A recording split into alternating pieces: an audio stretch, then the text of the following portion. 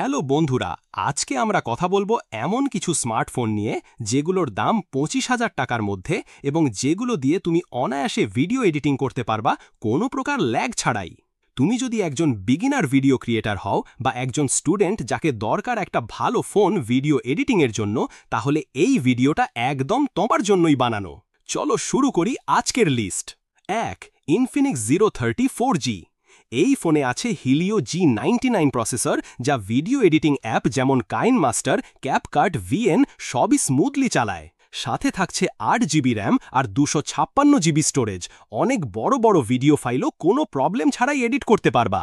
আর সবচেয়ে দারুণ ব্যাপার, এতে আছে 120 হার্টজ অ্যামোলেড ডিসপ্লে, মানে এডিটিংয়ের সময় একদম premium feel. 2. Xiaomi Redmi Note 12 4G। এখানে পাবে স্ন্যাপড্রাগন 685 প্রসেসর, খুবই স্টেবল আর পাওয়ারফুল। 6.67 ইঞ্চির অ্যামোলেড ডিসপ্লে থাকায় টাইমলাইনে কাজ করতেও অনেক সহজ লাগে।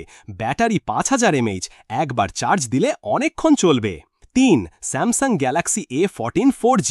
স্যামসাং মানেই একটা ব্র্যান্ড ভরসা। এখানে আছে Helio G80 processor.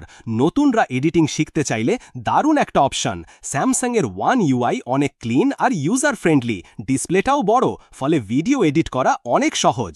4. Realme Narzo 50।